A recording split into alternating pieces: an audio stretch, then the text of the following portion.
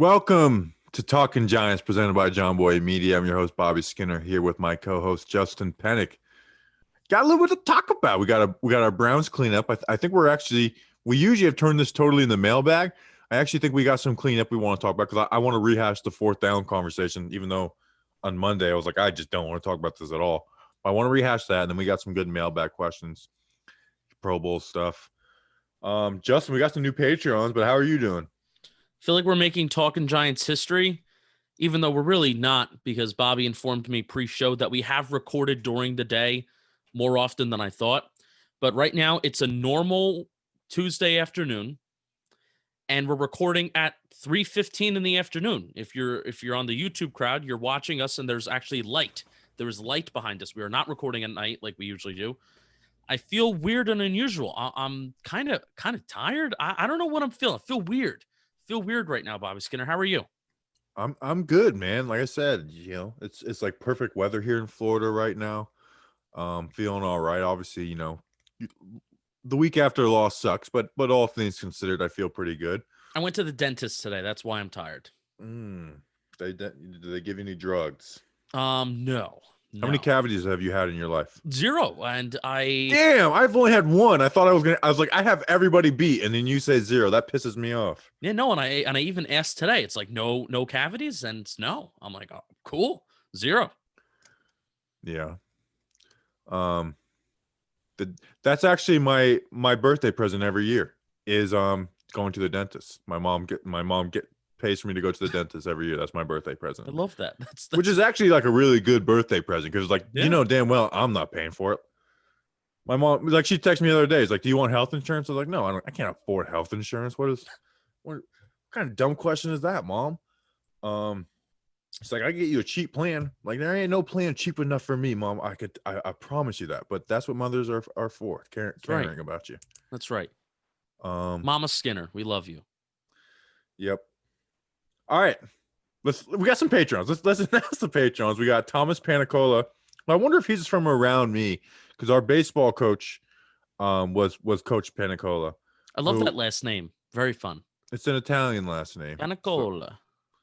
So, Justin's big toe. That is literally what his name is. I have a story about that. What's the story? Is it going to gross people out? I mean, it's my body related. So Justin's big toe, don't know if this person knows me or not. It's not really related to my big toe, but it's the fact that I was born with the club foot. So my feet are 2 different sizes. My left foot is a size 10. My right foot is a size 12. My left calf is smaller than my right calf, but my left leg is stronger than my right leg because of all the calf raises I did as I was growing up. Your shoe sizes are 2 sizes different? No. My cleat sizes when I was a football player were 2 different sizes. I just live with the shoes. And my bowling shoes are even the same size when I was a bowler. But I had a club foot and everything like that. And in terms of actually talking about my toes, on my left foot, my second and third toe are the same length on my left foot, almost the same length as my big toe, but on my right foot, all of my toes are nice and evenly shaped and sized out. Wow. My pinky toes are basically like totally bent from the amount of times I've stubbed them in my life. Andrew Golden, Marcus Golden's brother. Wow. We know his father's a fan of the show, so it's cool to see him come and represent. Mike Nittle. Little Nittle. Little Nittle. Ooh, change the T's to a P. Little Nipple. All right, and then just Davey, Davey is a good name. Justin, who are these hooligans? The hooligans went to patreon.com/talkinggiants, and for $2 a month, they could watch us record and film the show at 3:15 in the afternoon on a Tuesday, if they so please, and then watch us a little early before they're on the podcast apps. Plus, you get some behind-the-scenes looks at content that we release early. You have discussions with Bobby kind of daily, and also shirt raffles twice a month. Patreon.com/talkinggiants. All right, before we get in the mailbag, we talked about the fourth down decisions, and I let you go. And the more I thought about it on Monday, the more you hate the sound of my voice. You were way too harsh on Joe Judge. You said he was embarrassed and a coward. That was way too harsh. He was. No, what was it? What was embarrassing about it? Like, let's go through. What was because I agreed with you for the most part. I would have kicked the field goal the first time. Like I wouldn't even done like a 4th and 5. Like if you're gonna do it, don't do that trick play. I would just kick the field goal there. How did he get embarrassed? I didn't hear anybody talking about how like it was like nobody was clowning Joe Judge after it. But just because what are we now the podcast that just because nobody else is saying it, we need to cave in and change our opinions? No, but I think the fact is what the public view is. That's what and being embarrassed is. I think the fact that Joe Judge was actually aggressive in the first half with his decisions and was coaching to win the game, and he knew the situation that field goals were not going to win you that game, and then cowarding in the second half with punting the ball. He coward? We talked about in the second half with those 4th and 4 decisions. It was just on the 40-yard line, and it's I get disagreeing with it, but I don't view that as cowardly. I think we'll also that's the word coward and being a coward it's like the inside circle for those who like analytics of coaches that punt the ball and don't go for it when they should. That's being a coward. So analytics people like to say what we mean isn't what we really mean. Like when you say running backs don't matter, it's like, well, we don't mean they don't matter. It's like, oh, so you're just being douches. No offense. I think he got embarrassed. I will not back down from that. Maybe the coward was the strong word, but I do think that he got out. I mean, also, and this is why I started off that whole rant that I gave with you're talking about a coach without his starting quarterback and without his play caller, even though the play caller kind of helped him. This not having a different play caller. That's why I felt better about Judge, and you were like, he's embarrassed. I was like, no, on opposite ends on Joe Judge right now. In the decisions that Joe Judge has control over, because Joe Judge is not Pat Shurmur, he's not LaFleur, he's not another coach that's calling plays, and we're thankful of that. So there's very little times where Joe Judge actually has control over the results of the football game within game decisions. And when he did have control over it, I thought it looked bad that he was so aggressive in the first half, and then he was not as aggressive in the second half when he was down by multiple scores anyway. I think that's a bad look on national television. I don't think you can just use one brush to like, okay, 4th downs, do this. Like he went for it on the first time, and I don't think it was like, I think he was like, hey, this was the first drive in the third quarter. We're down by 10. This game's, I mean, think about Seattle. They weren't down by 10, they were down by 5, but the first drive they didn't score.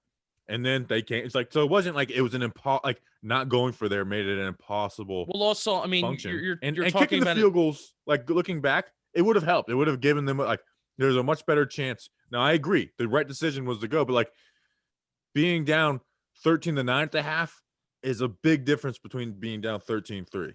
Yeah, but also executing those plays and trying to put 7 points on the board would have been a bigger difference. And that was my main point. Again, my point was not, just because it's 4th down and short and you're on the other side of the 50-yard line, go for it.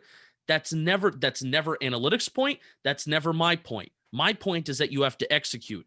And I agree. Having your punter throw the ball, not a smart move. Running the ball out of the shotgun into a stacked box when you've been running the ball effectively all drive in rushing formations, that was not a smart thing to do. So I was more pointing at the execution of those 4th down plays rather than the decision. I think the fact that we've praised Joe Judge as, the next coming of Parcells and Coughlin already, I think that this past Sunday was a little bit coming down to earth that he needs to improve on the in-game execution and decision-making on certain decisions that he makes. So that was the point. If they kick the field goal the first drive of the game, are you like, that's a really bad decision, Joe Judge? No. Okay. All right. Then we're close. We're closer because than we thought. It's fourth. It's fourth. I mean, you're 4th and 5 I from the 8. re-listened to the app and I was like, good. Like, I was like, this sounds really harsh. So good. That's it. All right. Speaking of harsh, Steve, take it away. Mail time. The mail's here. Come on. Bye, guys. Here's the mail, it never fails. It makes me want to wag my tail. When it comes, I want to wail.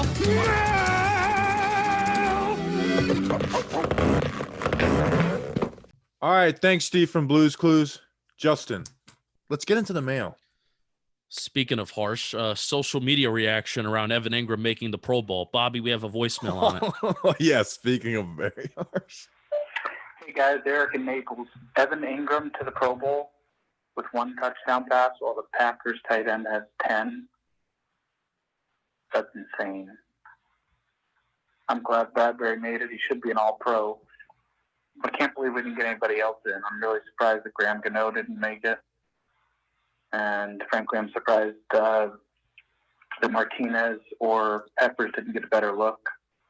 As far as the game Sunday, awful. Garrett has to go. I'd rather have Freddie Kitchens. Our team's really bad. But I love you guys. Peace. Thank you, Eric, for calling. That our team was really bad, man. He's in a bad spot. He's in a bad spot, Eric in Naples. So Evan Ingram made the Pro Bowl. James Bradbury made it. And then Blake Martinez. If there's one person who I'm like, that really sucks for is Blake Martinez. Like, this guy performs and he just gets constantly crapped on. He it makes no sense that he didn't make it. But with Evan Ingram, he didn't deserve to make it.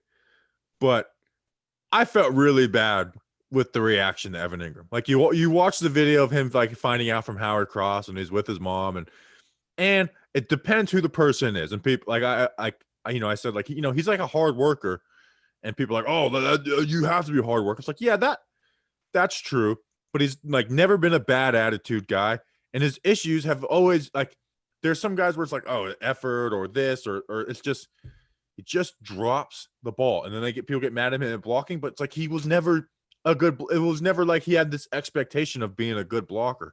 So I just felt bad for a guy who's been having it's funny, we're talking about a guy who made the Pro Bowl, who, we're talking about having a down year. It's been a down year for him, and I just felt bad for him that he was getting it felt like he was just getting assaulted on social media. And then you're posting videos of all his worst moments, even though a couple of those were Jones. Like, I was like, good Lord, Justin, like we are.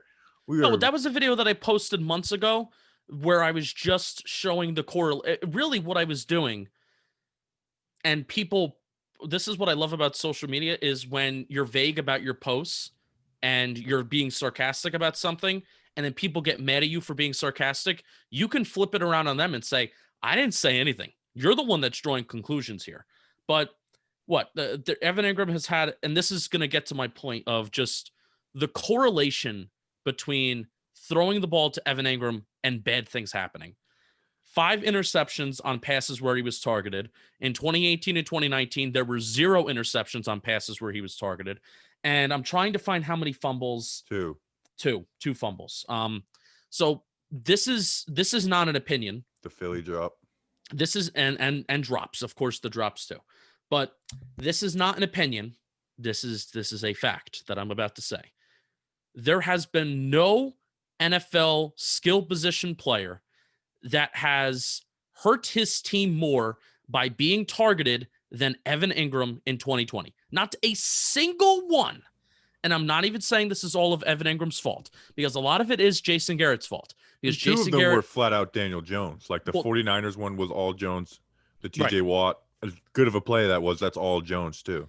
But ultimately, when so Daniel Jones, and ultimately when Jason Garrett is trying to use Evan Ingram as Jason Witten, when Evan Ingram is not Jason Witten, that is an issue. That is very much an issue. But my whole point is, if the Pro Bowl is going to be something that is considered like, oh, you are a good player who has kind of helped your team in that season, you should be elected to the Pro Bowl. There has not been a worse player, or not. Let me say this. There's not been a player that has hurt his team more by being targeted than Evan Ingram. And that is analytically, statistically proven. I agree. He did not deserve it. I'm happy for him. I hate the like he put out a tweet and like you go through some of the responses. Like, come on, like at the end of the day, this is kind of and he's been a guy who's been, people say like, oh, you always have to show effort. It's like, okay, but you know what? Like, do you show the most effort at your job? I'm like, well, I don't get paid millions. Like, okay, well, I could point to you people in third world countries who don't get paid much and they show more effort than you. Like, you can turn it around. So, as much as it's expected, I just felt bad for him, the reaction that he got. But he didn't deserve to go. And what's crazy is he didn't make the fan vote. The players and the coaches did, which shows like they're really the worst. Like, they're just as bad as fans. Maybe not coach, but like players, like you talk about the NFL 100 list, they're so bad at it, and they like they legit screw around with that. So they're just as bad as fans with it. At least fans just stick to their own, and which fan base is the biggest. Maybe they feel bad for him. You've talked about that. You feel bad for him. I do, but I watch every single snap of his like 3 times, and I'm just like reliving it. I also hate the whole like 2020, like something bad happens or something weird happens. 2020. Oh, that's 2020. But if there's one time where I will allow that, Evan Ingram being voted to the Pro Bowl when he's been like bad. That is very 2020. It is. It kind of is. Yeah, like he didn't deserve to go. It sucks Blake Martinez and Logan Ryan didn't get in. Or Leonard Williams. Like all those. Yeah. Logan Ryan, you can argue. Blake Martinez and Leonard Williams not going in is a big time snub. Like it's you look at stats, you look at eye tests, those guys not being in is pretty ridiculous. Nick Gates was a fingertip away from being not fingertip. That's an exaggeration. Nick Gates was somewhat close to tying Evan Ingram with touchdown receptions this year. Dude, I felt that's another guy. It's like you get one chance to have a touchdown in an offense. Like you're lucky if you get one chance in your entire career to score, and Nick Gates couldn't come down with it.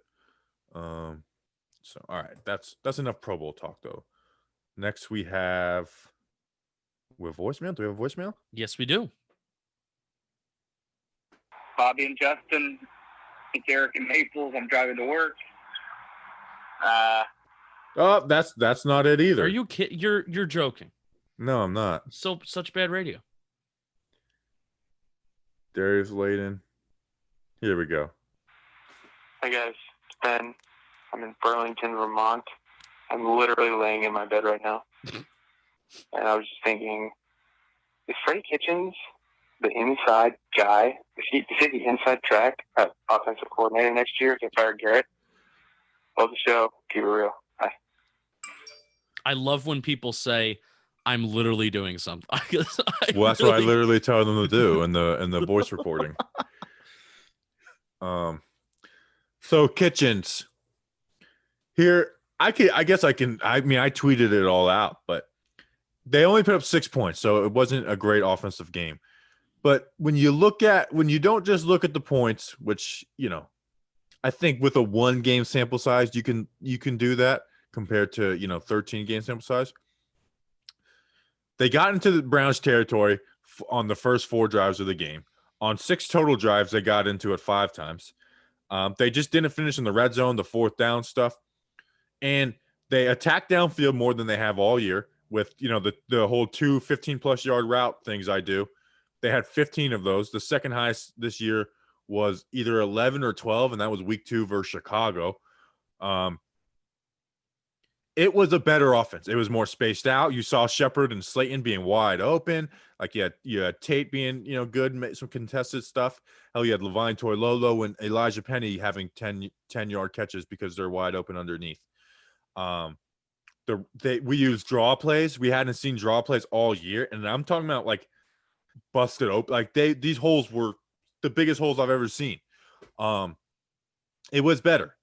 That being said, what Kitchens didn't do was anything innovative. It was simple.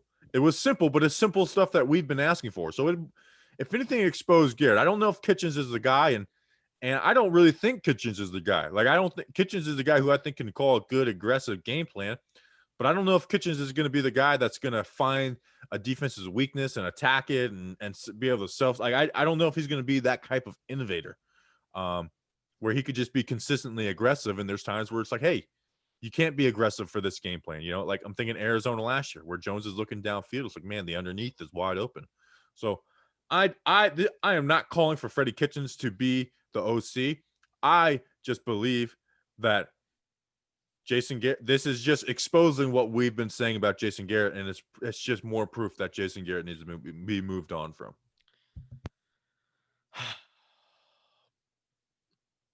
Does he have, so the answer is, does Freddie Kitchens have the inside track to becoming the new coordinator? Because Bobby, let's even think about it like this. I really do think John Mara, if John Mara and Dave got, or at least, let's leave Dave Gettleman out of it for now. But if John Mara is a guy that believes, I want to make some more changes without tearing it all down, and this even includes with coaching staff and the offense. If Freddie Kitchens can come in here, install similar concepts, keep the language the same, keep some things the same, but come in as a play caller for next year, in my brain, that is something that would entice, I think, Giants fans and Mara. So, like I said, so you don't have to just tear it all down again and have Daniel Jones learning a brand new offense 3 years in a row. Honestly, I hadn't thought about that. Yeah, I would say that is 50-50 between him and the best outside candidate, because that is valuable, and that really does kick any idea of like, oh, you don't want to ruin the whole system and bring in a whole new system. So what? Okay, here, rapid fire. Who do you think is the offensive coordinator next year? Jason Garrett, Freddie Kitchens, or somebody else? Somebody else. I would think Freddie Kitchens. Joe Judge is shown to be a guy who likes his guys, and he likes Freddie. Maybe there's another guy out there that he likes. That's also the thing. I think that would probably be the best, and I get that being in a new system sucks, but I'm looking long term. I'm looking long term. Get a guy in here who you like, whether it's a QB coach, Pep Hamilton, Mike Kafka, like somebody like that. Hell, it could be bringing somebody in from college. Could be Jay Gruden for all like. I think you get the guy who's the best available. Like I would throw out the whole continuity thing. I think who would I bring in if we are starting fresh? And that's what you're changing. You're changing your mind. That's what I would do. What I think they'll do is what bring you in think Freddie they're Kitchens. going to do. Okay. Yeah, that makes sense. I kind of just threw that out there because I think which a lot of fans and a lot of people have said, well, Bobby Justin, you want to move on from Garrett, but what about, and this is the best defense, which is a bad defense, but it's the best defense of you don't want Daniel Jones to learn a third system for 3 years straight. And I genuinely think John Mara also believes that. Like, he does not want to just Daniel Jones have the third system in the third I believe that too. I don't want to sacrifice having a bad coach for that, Correct. But I think Freddie Kitchens would be the perfect way to be half pregnant. And how many times have the Giants been half pregnant throughout the last couple of years in terms of firing Reese, firing Coughlin, keeping Reese, and maybe Freddie Kitchens is a great OC. Like, he was really good that year with Baker. Like, now you sucked as a head coach, but maybe him there being the OC, especially with an attention to detail guy like Joe Judge, who is going to go and find the weaknesses. So maybe Freddie Kitchens is the best hire. It's tough. It's tough because we said the same thing about Jason Garrett. Yeah, he was good as a coordinator. He was bad as head coach. It's tough. Yeah, but we had 10 years of Jason Garrett where we had 20 games of Freddie Kitchens. It's a tough situation. It's tough. And with Freddie Kitchens, I mean, we just saw him. He had a good game plan with the players that are on the roster. With a backup quarterback. And a backup QB. Yes, and a backup QB. Yeah. We have a mailbag question, Tim Coffey, which, by the way, Tim Coffey suggested this point that he's going to say in his mailbag question earlier in the year, Freddie Kitchens as passing game coordinator. And I think both of us were just like, oh, no way. They Giants wouldn't do that. And then also Tim Coffey over the offseason said the Giants should be running a lot of 13 personnel with Toilolo, Ingram, and Caden Smith, and they've been doing it all year. So I am no longer calling Tim Coffey crazy, even if he throws out an idea that's kind of wild. So this is what he said. This is what he asked. Can we revisit Kitchens being the passing game coordinator? Also, I've let go of Tomlinson. Emotionally, it was hard. Dalvin Tomlinson. Emotionally, it was hard, but he's not affordable. Whom do you guys need to emotionally let fly and be free? You tell me. Gosh, this is tough because I have my answer. You have your answer. You go, because I need to pull something up. Kevin Zeitler.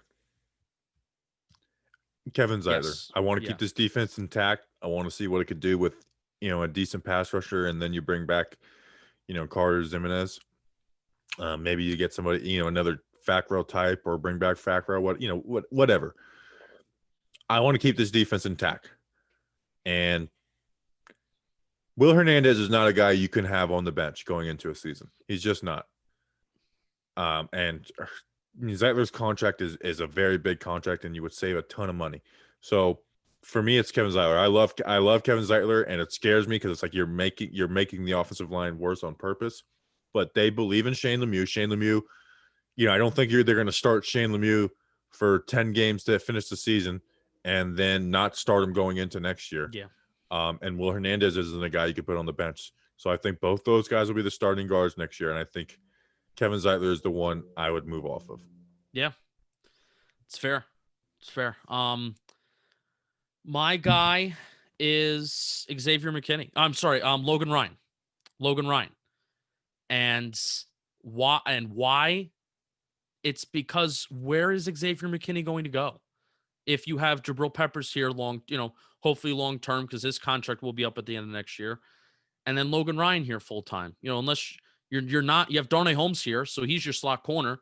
You're not putting Logan Ryan at boundary. You have two safeties, and Xavier McKinney's your second round pick. They were playing Xavier McKinney at free safety most of the snaps. Most of his snaps this past weekend, he was at free safety. I don't think that's his strengths. I mean, sure, Xavier McKinney, I think, could be a fine ball player at free safety. But where he can be a good to great ball player is when he's playing in the box. It's when he's moving forward. It's when he's covering tight ends. It's when he's playing in the run game. Yeah, I think he had some bad plays in the run game this past weekend, but that was his best tape at Alabama. And I would think you need to let Logan Ryan kind of fly and be free, so Xavier McKinney has a role.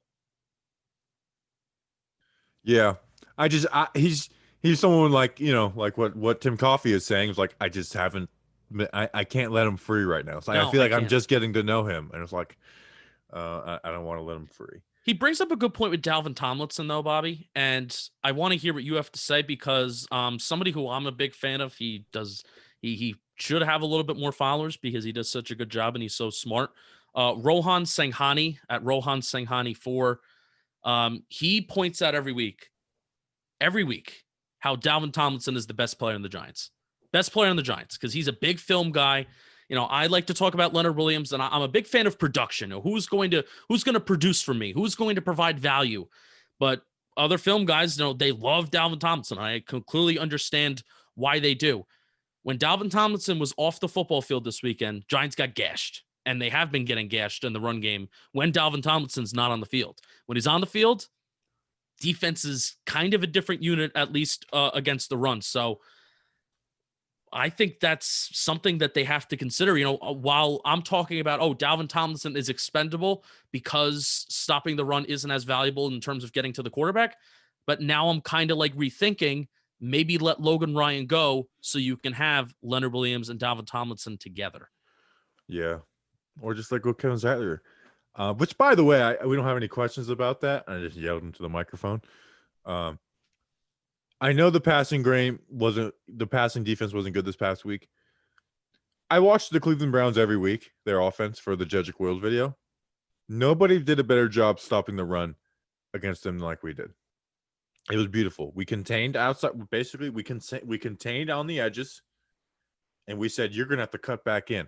And when you cut back in, guess what? You got Leonard Williams. You got Dalvin Tomlinson. You got Dexter Lawrence. And guess who their inside linebacker is? Blake Martinez. Yeah. They did not look like them same selves. There was one play where David Mayo lost contain because they motioned somebody over and was able to seal Dave May off. And that was like a 15, 20-yard run by Kareem Hunt. It was beautiful. It was beautiful run defense to watch. So yeah, I just want to point that out. No, and I love the deception that Kevin Stefanski uses with guys in motion. Guys are running around. You don't know where guys are lining up. You don't know where to look. Your eyes are in the backfield looking at one guy in motion, and then the ball snapped and you're already behind because you're not paying attention. So Giants defense did a great job keeping up with them. It was kind of really fun to see. Bobby, anything else? Anything else on Tim Coffey? Nope. Okay. Alfred Morris had more yards and yards per carry than Wayne Gallman. That's true. Well, just wanted to let you know, Tim Coffey. Well, you look at that. That was the draw play that I think you're talking He about. had a couple other big plays too. What a hole! What a hole that was. Stanley Yelnats. Okay. So it's Trevor, but Trebor Leakum. Sure. What are the chances Gettleman is fired? John Mara can't keep him around after this ineptitude from the offense. I don't think Dave Gettleman's being fired. I think he steps down. I don't think he's leaving. I think it's as simple as this, Justin. And you can be as mad, like you can hate Dave Gettleman for his 2018, but even like nobody can deny that he had an awesome 2020, hit it out of the park. And you may think that's not enough, but they looked at 2018, 2019 and said, we want to bring you back. We're going to give you another chance. With that chance, he's done well. That's really all it comes down to. That's really all it comes down to. And you do feel like, I get the record's not great right now, but you do feel better about this team than we did this time last year. So yeah, I think there's good arguments on both sides. This is really the one thing that I do, like kind of play the middle on, because I see both sides of it. Because there is, I am like, hey, at some point you do play the record, but I don't think he's leaving. I really don't. Who came out with that rumor a couple days ago? Some guy with like 30,000 followers. I can't deal with that. Can't deal with it.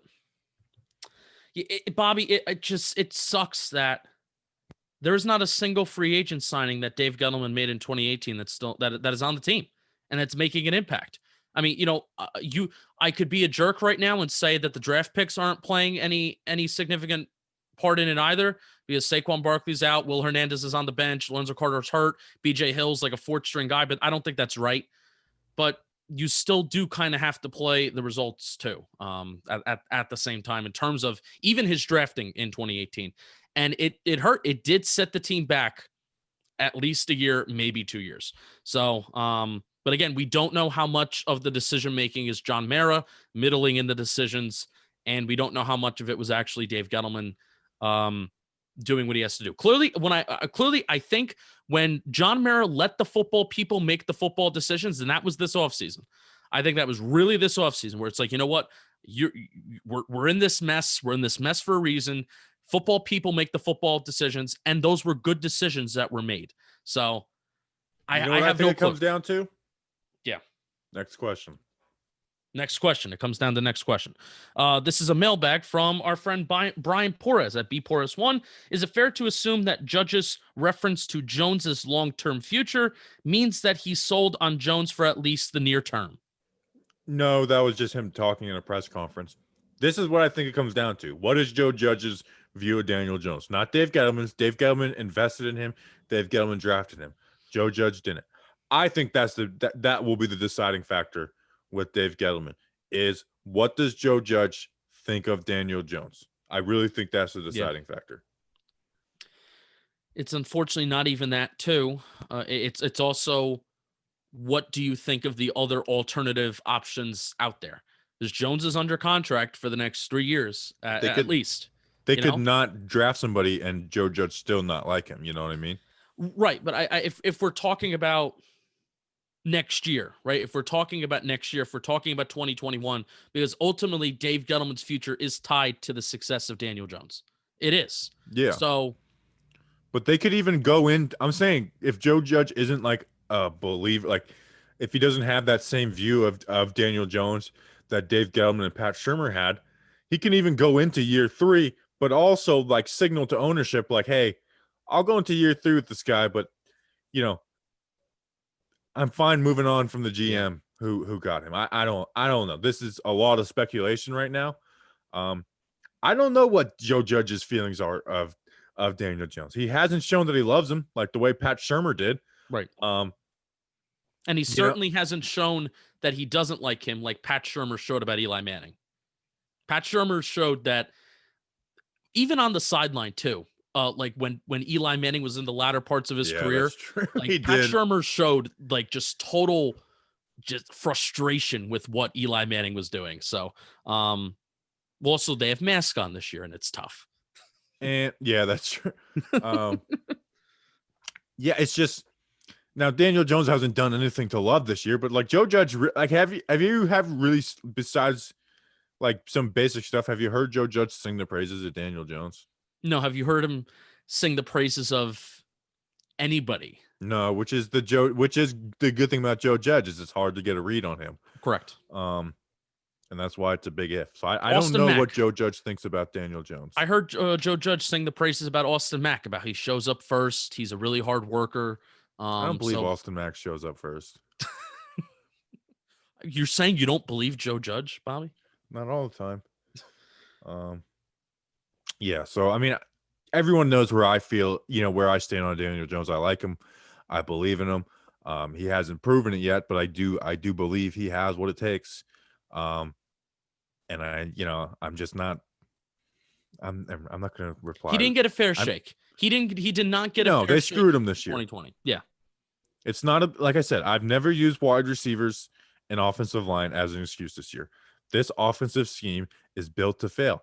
I don't think, like we said on Monday's episode, I don't think anybody, unless you are totally audibling at the line of scrimmage, like with Tony Romo, or you have the best talent in the world, Jason Garrett calls a game like we have an offense that defenses are scared of, and an offensive line that defenses are scared of, and wide receivers that they're afraid are going to stretch them. Jason Garrett sucks. He screwed this year for Daniel Jones. Not Darius Slayton separation numbers, not Golden Tate, not Evan Ingram dropping the ball, although that, not the offensive line, him being the, top 3 in pressure and sacks. Those all didn't help, but those didn't screw him. Jason Garrett screwed him. We have a voicemail about Dion Lewis and the kick return game. Oh boy, let's see if I can freaking figure out this voicemail thing. I really screwed it up last time. Let's see. We got Dion Lewis. This is from a number that starts with a 9. Do I have it? Bam. Yo, Talking Giants. It's Joe from Hoboken, New Jersey. So you guys are recording earlier today. I'll try and get in there at the last minute. I got a question for you guys. Who would you like to see returning kicks? Because every time Dion Lewis returns a kick, I just assume he's going to fumble now. So he's got to go. I don't need my heart rate starting to elevate on kick returns. So who would you guys like to see? Thanks. He did have a good kick return on Sunday, but he did have another fumble. Dante Pettis. Activate Dante Pettis and let him return a kick before the season ends. Yeah, the thing is that who would you release or deactivate or whatever? You would need to make a corresponding move. TJ Brunson. Know. TJ. Oh, he's on the active roster. Yeah. Yeah, get he's him out inactive of every here. week, but he's on the active roster. Get him out of here. Seriously. Yeah. He's useless. He sucks. You've never seen him play. I saw him play at South Carolina. He sucked. In fact, there's one thing I was mad at Dave Gettleman for in the offseason is the fact that they drafted TJ Brunson before Tay Crowder. Yeah. TJ Brunson was usually there. Like I said, there's usually one guy of the year in the draft that I don't like and one undrafted free agent where I can't find anything positive about. Last year, it was Chris Slayton, who never got a chance with the Giants, the 7th round pick. This year, it's TJ Brunson. Last year, undrafted free agents, it was John Hillman. This year, undrafted free agents, I think it was Dana Levine, even though I was like, he can get off the ball quick, but that's about it. Honestly, Nico Lalos was one of those guys. How about that? I was not a Nico Lalos fan. I'm putting together something. Who is that? That's John Hillman and me. I'm putting together something. Worst Giants starting running back in my lifetime. Wow. It's not a hot true. take. It's rough. I still follow him on Twitter. I need to unfollow him. Wow. Very mean. We have a voicemail on Darius Slayton. Hey, boys. Big fan of the podcast. And sitting on my couch from Chemung, New Jersey, watching the Steelers absolutely suck. But one thing I've noticed just over the last couple weeks, and you guys pointed out, is just how, I don't know if Darius Slayton is injured or disinterested, but he has just not looked like the same guy for multiple weeks now. And in an offense where maybe Kitchens takes over the play calling, I just would love to see Slayton get more into the game because he's that deep threat that Jones or Colt McCoy, if he's still in place of Jones, just someone you can use to take those deep shots. And I was looking to see what you guys thought about that. All right, so this is actually very good timing. Thank you for calling and asking this question, because this is great timing to ask this question, because Darius Slayton in 2019 played 14 games. Darius Slayton in 2020 has played 14 games. And the snap count isn't all that different either as of right now, because he only has 70 more snaps in 2020 this year than he did in 2019. So the comparisons are perfect right now. You don't need to do rates. You don't need to do anything like that. So 84 targets. Same in 2019, same in 2020. Both have 84 targets, 48 catches to 46 catches in 2020. So 2 catches less. The catch percentage is a little bit worse, 57% 2019, 55% in 2020. He has more first downs, 37 first downs, 32, 3 to 8 touchdowns. That's tough because he started off the year catching some touchdowns. I know week 1, he had a really big touchdown. He was big play Slay. That has kind of disappeared. The yards per reception, 15.4 to 15.3 is the same, about the same. The yard, now this is where you get to some of the more advanced numbers, and this is where you can get a little frustrated with scheme. Yards before the catch per reception is about a half a yard greater this year than it was last year, but the average depth of target, he's not being targeted as deep down the field he's not being targeted deep down the field as he was in 2020, as he was in 2019. That's about a yard less. He only has 1 broken tackle versus 5. The yards after catch per reception is almost an entire yard less than it was in 2019. So much like this Giants offense is in general, you catch the ball, you get tackled. There is not really anything that is separating these Giants wide receivers in terms of what they can do with the ball in their hands after the catch. And I guess kind of the point to this is that even though we're underwhelmed with Darius Slayton's 2020 performance, it's kind of the same as it was in 2019, except without the touchdowns. But the touchdowns are important. Touchdowns are important. I do think he's injured. I do think he's a little banged up. He definitely is. Yeah. He's getting off-season surgery. Like, he will be the guy that we will hear, oh, this guy's getting off-season surgery, even though he didn't miss any time, miss any games over the course of the year. Darius Slayton's going to get off-season surgery. He's going to be one of those guys. Yeah, I mean, everyone has suffered because of this offense. I mean, all these offensive players, doesn't mean you can say that Darius Slayton has suffered from being in this offense, and he's also not a wide receiver 1. And he's had some drop issues. I mean, that drop on the slant on Sunday night, he had some yards to go with that. Like, he catches that, he's got at least another 10. He's got at least another 10 yards.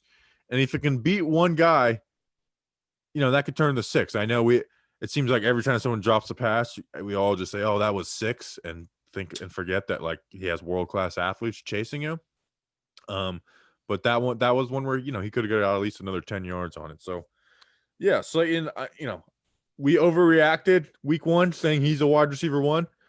But I also think it's an overreaction to say that this guy won't start, like, he won't, like, start for a good team. Like, I think he's a starting wide receiver for damn near every NFL team besides maybe like the Cowboys or the Bucks. 6 drops this year versus 2 last year. So that is something I did. Yeah, I did forget to say that.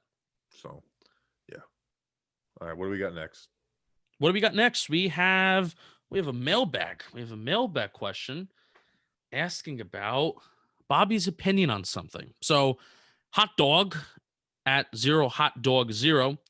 What gives Bobby a bigger chub? Chasserat or crazy people? Example, Florida people, Eagles fans. Chaz Surratt, because I don't have Chaz Surratt. I got crazy people in my life. Chaz Surratt, I don't have in my life yet, and I want him so badly. Like, we need to get him. We need to figure out a way to draft him. I don't care what you have to do. I don't care if you have to trade up for, a million picks. Get me Chaz Surratt. Million. Coach at Mr. Coach Clean. Why do the Giants keep calling timeouts on defense while in the red zone?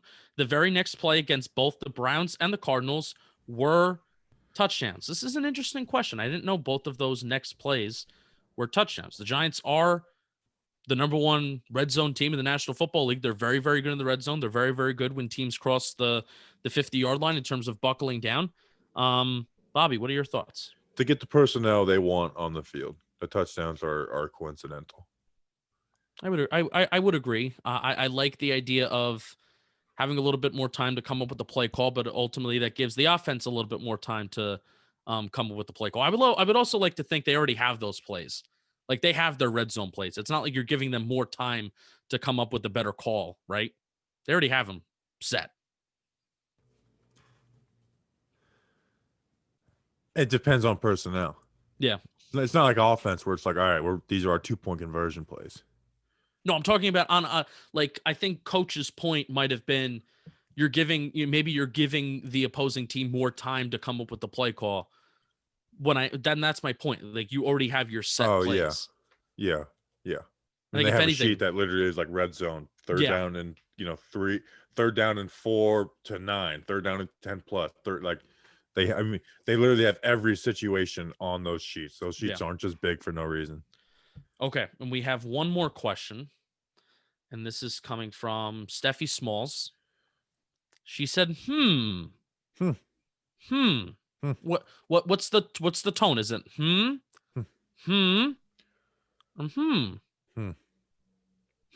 Okay. That's it. That's a cleanup of Mailbag.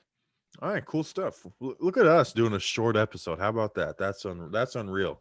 Mailbag has become our longest episode of the week. Not this week, people. Not this week. Should I get an interview for the Ravens game? I feel like we're at the point of the year where interviews aren't necessary. No. Can we talk about all the different scenarios of winning the division or losing the division? If Washington wins on Sunday and we lose, we're done. If Washington loses and we lose, we would need Dallas to lose? No. Here's my question. Would we win a tiebreaker with Dallas? I don't know. I think if it's a 3-way tie, it turns into something else. So I don't know. Turns into a jousting match at medieval times. Do a Kansas City tiebreaker. Have you ever been in one of those? No. And medieval jousting match at medieval times? I was referring to the Kansas City tiebreaker, but if you have any jousting matches, I'd love to hear. Yeah, no, I've been, but I have not been at any myself. What is a Kansas City tiebreaker? Red team going down. Well, it's basically when you have a 3-way tie and you have 3 teams, and then the team that was, the highest ranked or whatever, or like you the first 2 teams play, and then the winner of that plays the other team, and they have to win that second game, or that other team just needs to win 1. So I was in one of those, and we literally missed an extra point to tie it, and we lost. Yikes. On that. It Yikes. sucks. So that's my main question right now. If we have a tiebreaker with Dallas, how does that work? Because I think Washington would need to lose this week. And then if they lose next week, we would need to beat Dallas, and that would be the division. Google it. To resolve the grievance. Will a master, Stephen M. Kovacs, and a Lord Chip Douglas make your way to the fighting pit? My fighting! Oh!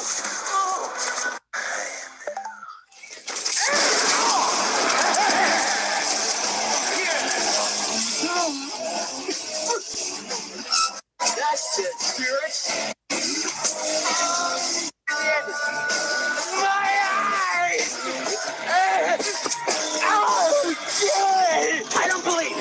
It's another trick. Oh, that sounds good. All right. You want to play rough? Rough! This is finishing. Like when Spock had to fight Kirk on Star We have Trek. time. Best friends. No, I have the answer.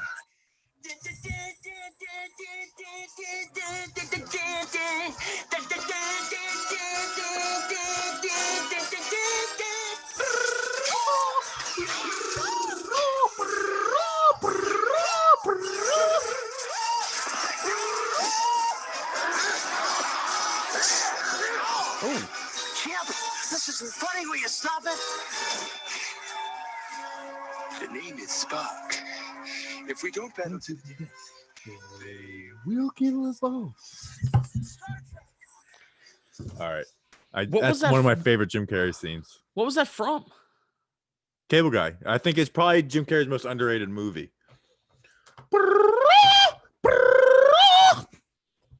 I have the answer. If we don't fight to the death, they will kill us both.